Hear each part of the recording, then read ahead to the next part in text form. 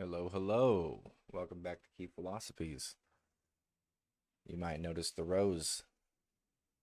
Well, as we go into the mystery schools, seeing the battle between French and English masonry, different schools of thought and approaches to control.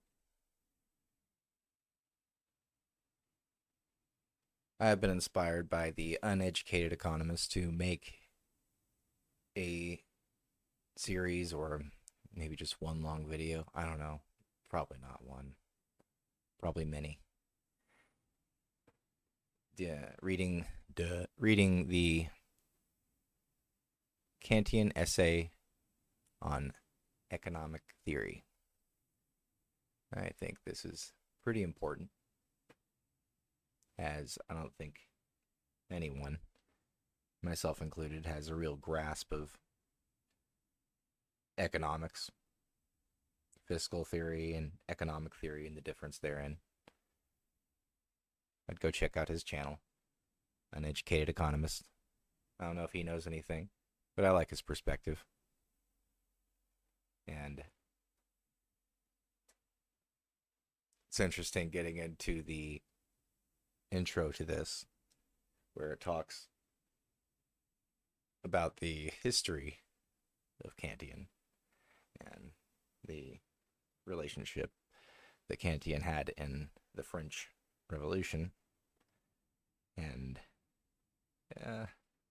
the Workers' Revolution. Yeah. The old hammer and sickle. But whatever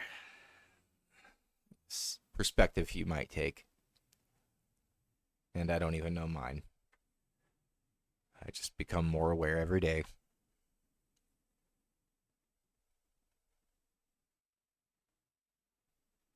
It's interesting to see.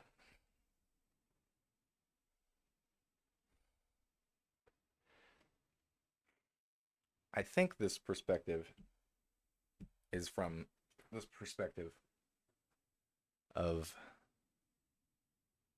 the French schools,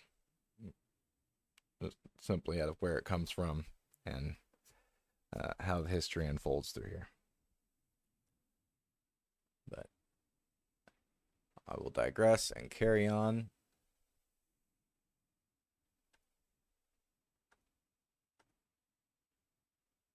And we will begin.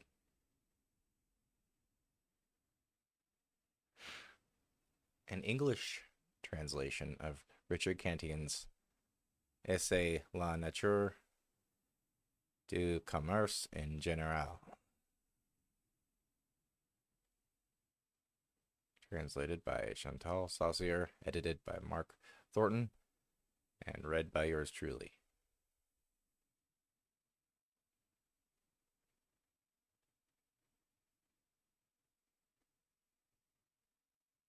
You can get this from the Mises Institute.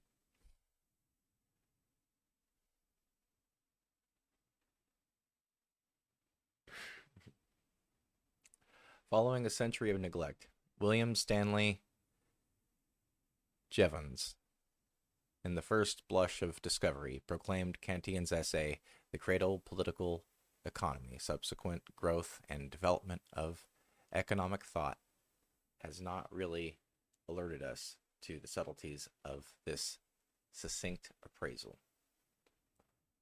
A cradle holds new life, and there can be little doubt that the essay added new life to the organizing principles of economics. But political economy does not accurately describe the subject of Cantillon's address. Indeed, he scrupulously avoided political issues in order to concentrate on the mechanics of 18th century economic life. When confronted by extraneous factors such as politics, Cantillon insisted that such considerations be put aside, so as not to complicate our subject, he said, thus invoking a kind of ceteris paribus assumption before it became fashionable in economics to do so. This is merely one way in which Cantillon was ahead of his time. He preceded Adam Smith by a generation. Both writers made important foundational contributions to economics, but from perspectives that were quite different. Smith was a philosopher and educator. His approach to economics reflected the concerns and approaches of philosophic inquiry stretching back to Thomas Hobbes. The Hobbesian dilemma was how to secure peace and prosperity without submitting to an all-powerful central government. Smith gave an answer based on the nature and function of an exchange economy operating under a rule of law. The wealth of nations is full of useful advice to those who hold political power. Hence, Smith earned his subsequent, or his sobriquet, father of political economy. So that would be his title.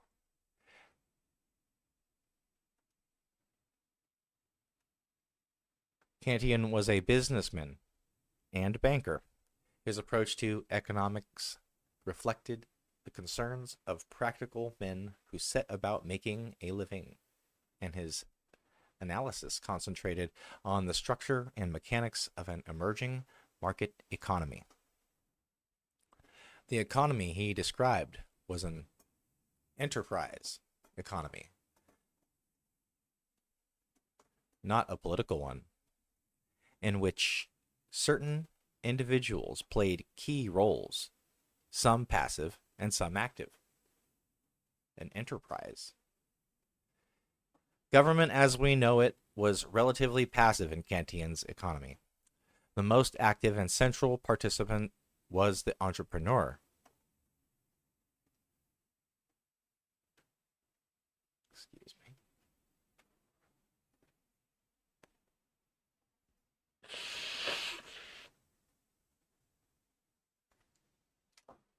Yeah,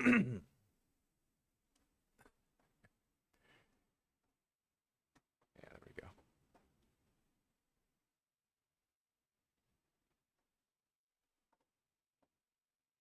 We shall return.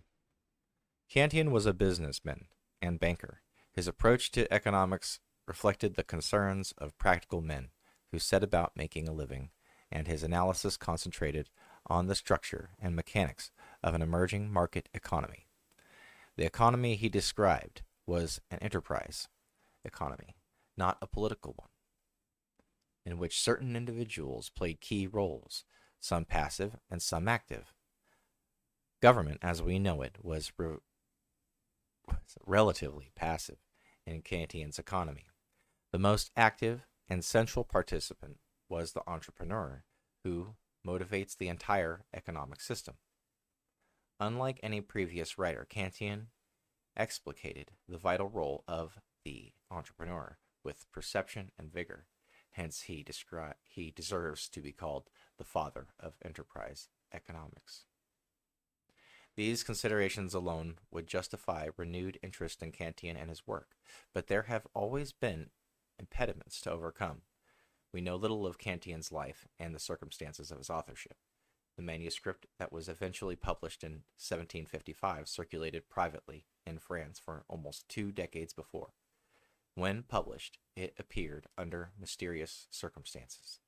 The designated publisher, Fletcher Giles, never existed at the address given, and despite the phrase Traduit de l'Anglois on the title page, no English original was ever found. Moreover, a statistical supplement to the essay has gone missing and has never been discovered.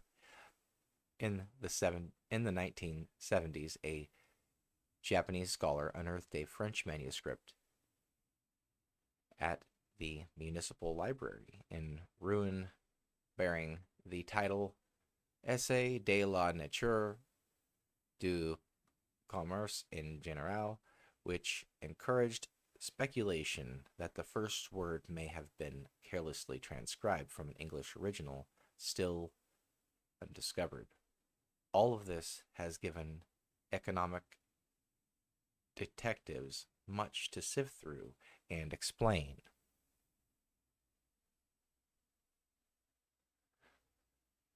But the one steadfast realization throughout has been the power of Cantillon's analysis.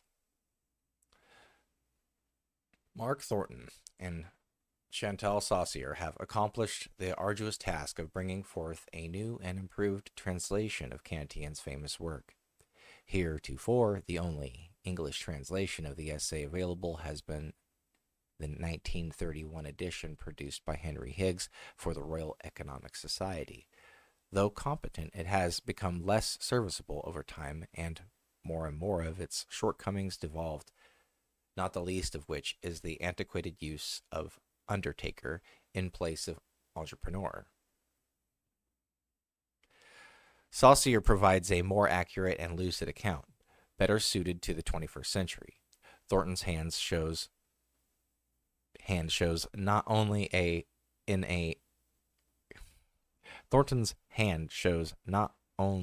incompetent guidance of the translator, but in the inclusion of numerous explanatory footnotes that add historical context. Age has dimmed my memory of the exact hour and day, but when I was much younger, I presented a paper on Cantillon to a small group of economists gathered in Keynes Hall at Cambridge University. Afterward, I was approached by a proper English gentleman who wished to discuss further the merits of Cantillon's work. During the ensuing conversation, I mentioned my belief that a new translation of the essay was warranted. My listener enthusiastically agreed. At some point, it dawned on me that he had not mentioned his name, so I asked. Shackle, he replied. I was momentarily stunned.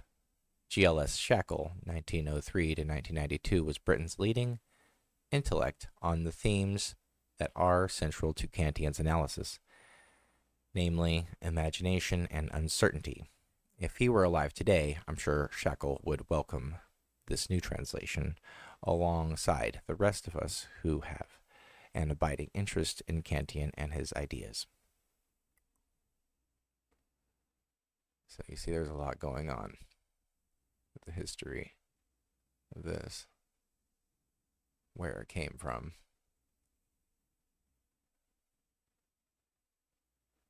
And there are many chapters. So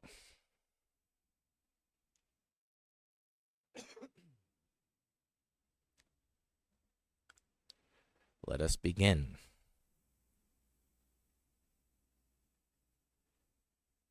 Introduction. Cantillon, an essay on economic theory. Introduction. Essai sur la nature du commerce,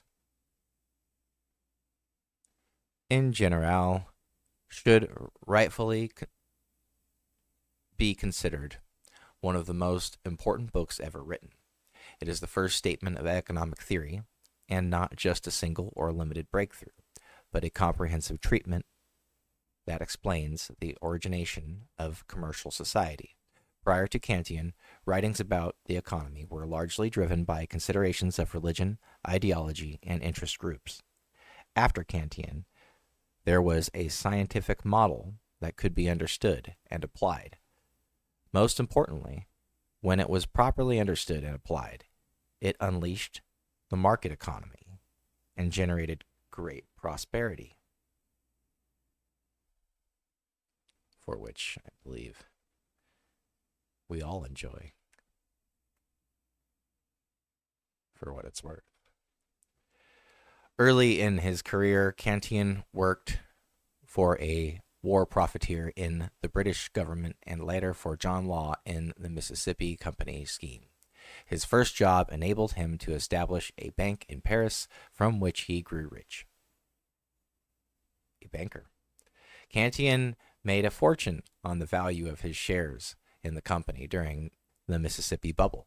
Subsequently, he made more money by selling shares short during the bust and by taking advantage of changes in exchange rates that he correctly anticipated.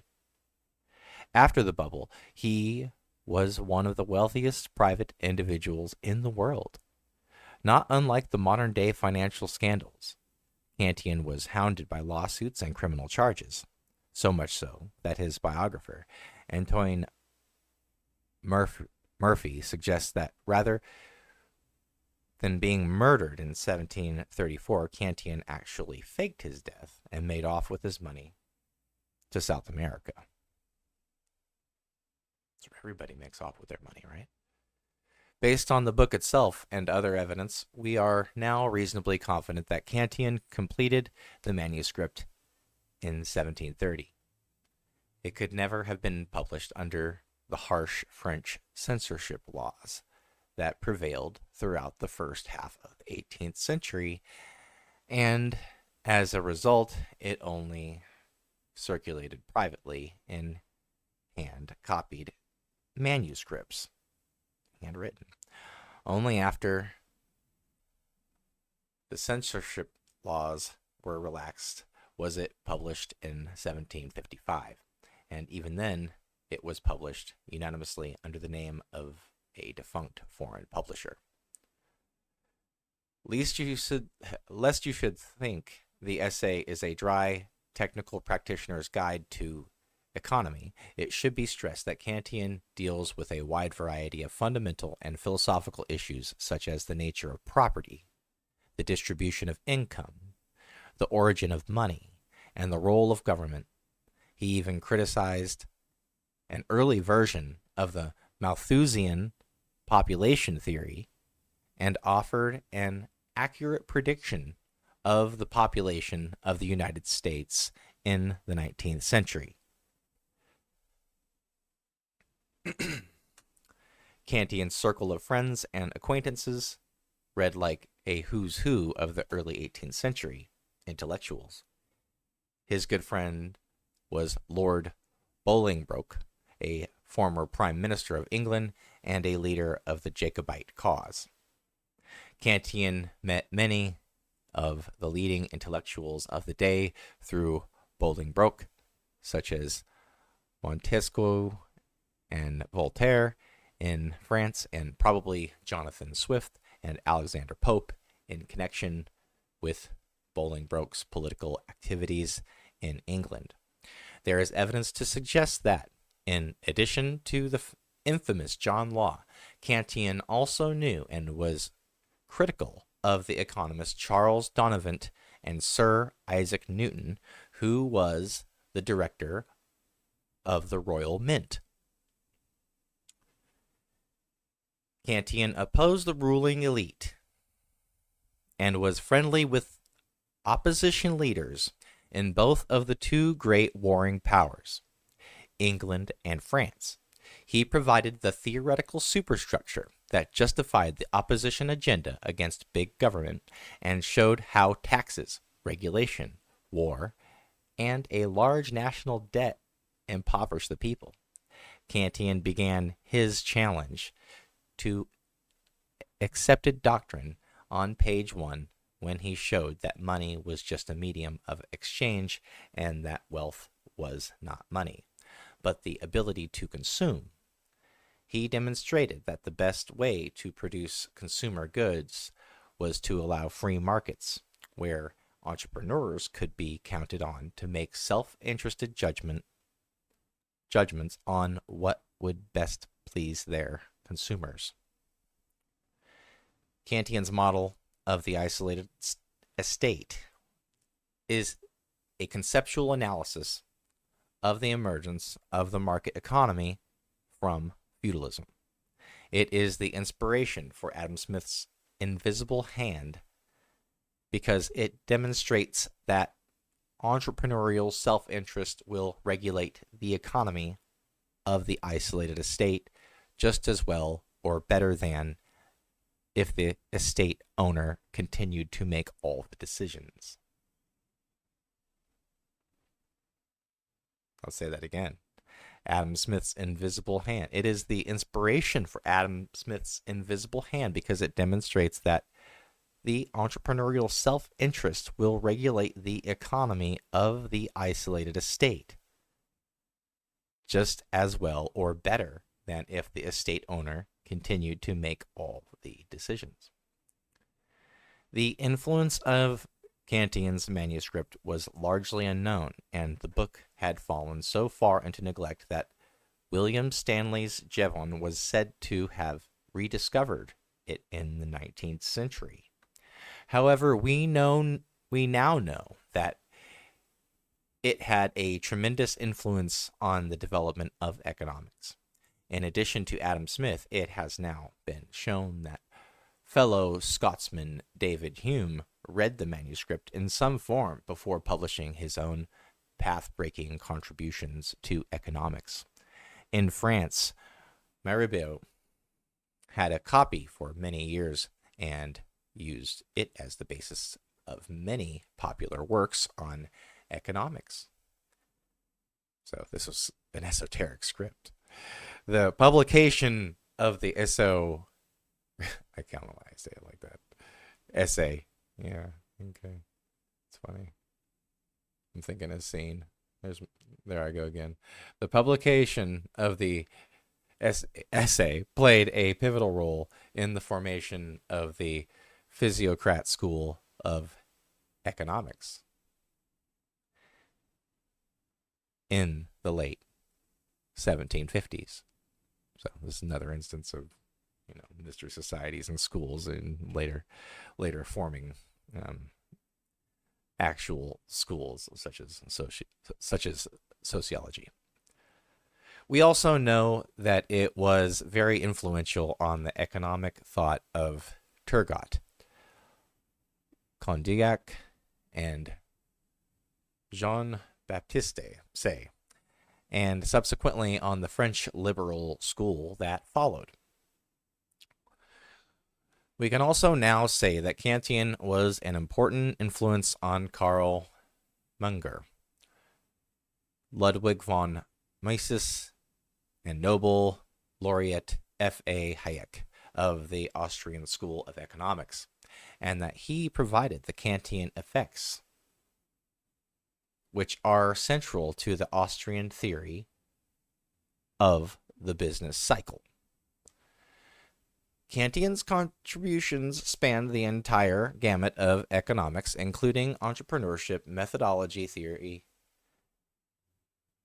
microeconomics, macroeconomics, international trade and finance, economic policy, and even areas such as population theory, economic geography, and transport economics. If you want to know the scientific magic of the market, here is the man who literally wrote the book. Wow, people. This is great. The case for the book is compelling, and so is the case for a new English translation. First, the essay presents material that is brilliant but difficult. Even the original French manuscript must have appeared incredibly complex to its early readers, a point noted by Cantillon himself in the text. After all, this was a new science that was fully born in the long stroke of his pen. Remember further that Cantillon died shortly after writing the book, and that it was not published until long after his personal associates had died, so there was no one to clarify matters. Second, the English translation by Henry Higgs is a faithful interpretation, but one that is wholly out of date and which provides little guidance for the reader. In the introduction to the first English edition of the Essai sur la nature du commerce en général, published in 1931, Henry Higgs states that his translation follows the French text of 1755 with all faults of grammar, spelling, accent, and punctuation. Higgs chose faithfulness over beauty, sometimes perhaps to the detriment of readability. That would be fun. Throughout history, translators have wrestled with the same question or dilemma, balancing faithfulness with beauty. Much as with English, the French language has changed tremendously since the early 18th century. When Cantillon wrote the essay, a faithful translation therefore renders the text in a language that is no longer in use. Our goal differs from that of Higgs in that we want Cantillon's book to be accessible to the modern reader. Higgs' translation can only be roughly understood, and in some important instances is in error. We remedy these shortfalls in a variety of ways. First, we modernize the text, especially but not limited to capitalization, punctuation, sentence structure. And second, we have changed the 20th century British translation to reflect terminology of more modern times, and we believe that this also provides value and clarity. For example, Higgs translated intendants aux inspecteurs, which means administrators or supervisors, into stewards and bailiffs, leaving the modern American thinking about airplanes and courtrooms. He also translated habiliments, habiliment as raiment instead of clothing. In some cases, we restore the text closer to the original French version. An important example of this restoration is Higgs' translation of the word entrepreneur, which plays a central role in Cantillon's model of economy, into undertaker. So, yeah. Third, we provide explanatory footnotes that describe the people, places, events, weights, measures, and currency values that Cantillon used and which are no longer commonly understood, as well as descriptions and rationales for any substantive changes from Higgs' translation. Further, we provide abstracts for chapters and provide titles for the sections. We also provide graphic illustrations for some of Cantillon's important contributions, such as the circular flow diagram of the economy, in order to aid comprehension. We liken the process to restoring a painting or a fine piece of furniture, not changing the original, just cleaning it, fixing a few scratches, and putting on a new coat of varnish. So, suffice to say, that's about good for the intro. And I think those histories are pretty important, and without it, you would lose a lot of context.